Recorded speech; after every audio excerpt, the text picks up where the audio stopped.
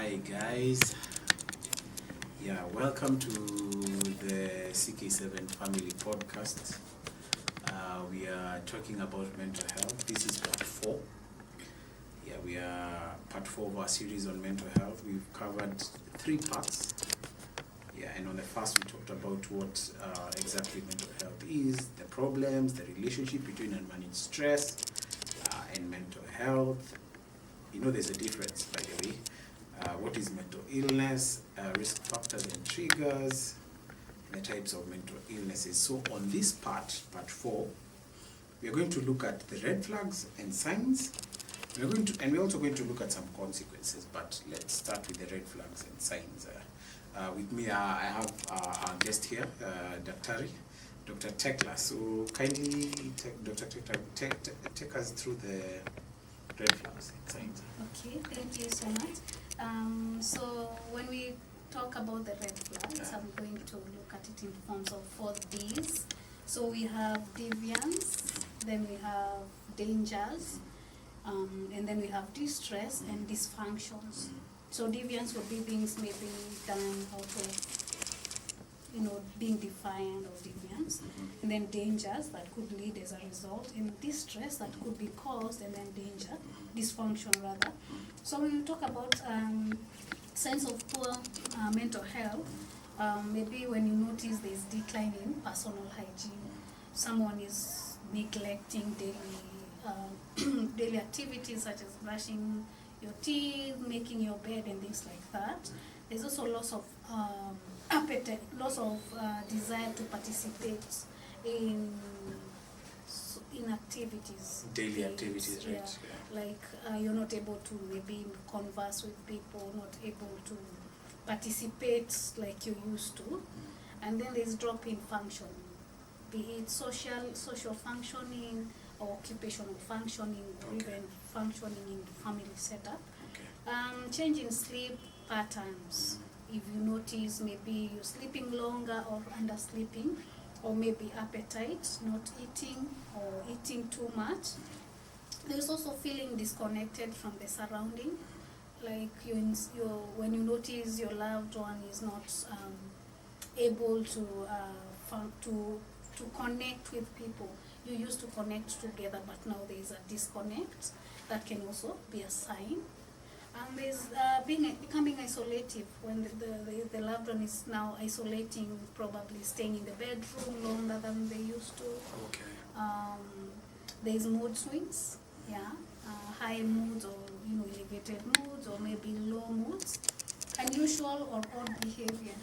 Someone, maybe a loved one, knocking the wall, or maybe breaking things in the house. So those are some odd behaviors you may notice. There's also problem in concentration, be it logical thoughts or speech. So concentration is not as it used to. And when you notice your loved one is often or becoming more suspicious, they are maybe worried that a loved one wants to harm them, or maybe they are being nervous about situations and events in life. So those are some of the signs. Okay. Nice. So I hope you guys have heard about the signs. Now we're going to enter into the consequences. Really, what are the effects of mental health on the individual, one, to the family or caregiver, and then to the community. So Tecla, kindly take us through. For individual consequences, when an individual is going through a psychological disorder, or they often are at great risk in terms of decrease in terms of their quality of life. So they're not, their quality of life is not as it would have been. There's also educational difficulties. You'll also notice lowered productivity in terms of maybe income, or maybe if they have their own business, or maybe they're employed, they're not becoming productive, and that can lead to poverty.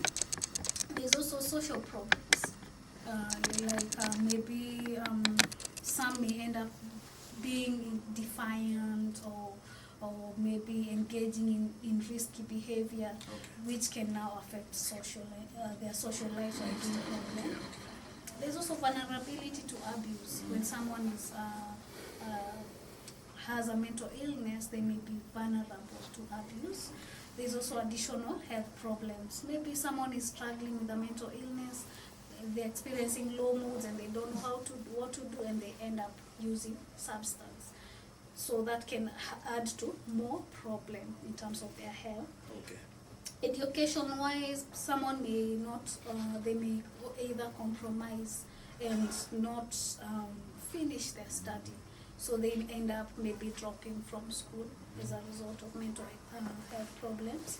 So when we talk about family consequences, you should realize that it's not, treating mental illness is not something easy. So sometimes it can affect in terms of the patient may be dependent on the family to take care of them, be it physically or be it to be careful around them in terms of their emotions. So there is the aspect of the family where they can experience stress. Okay.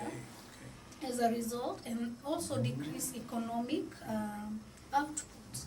Maybe this family member was the breadwinner, so there is loss of income as a result.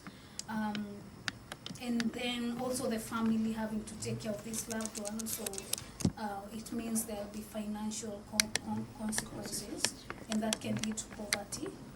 So a significant or chronic stress, so that can affect the family emotional and physical challenges when they are caring for the loved one. There's also there could also be considerable amount of emotional upheaval as a result.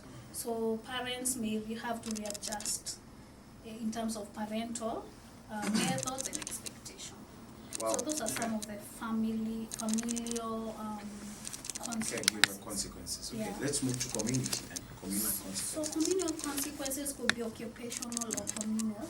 So in terms of the family member may be absent, maybe as a result of mental illness, maybe become an absentee father, or maybe absent at work, or not able to be present fully. There's also work performance may go down as a result of mental illness. Staff attitude. Some people they are working with may have a different attitude, maybe because of stigma, or maybe behavior. They may behave differently.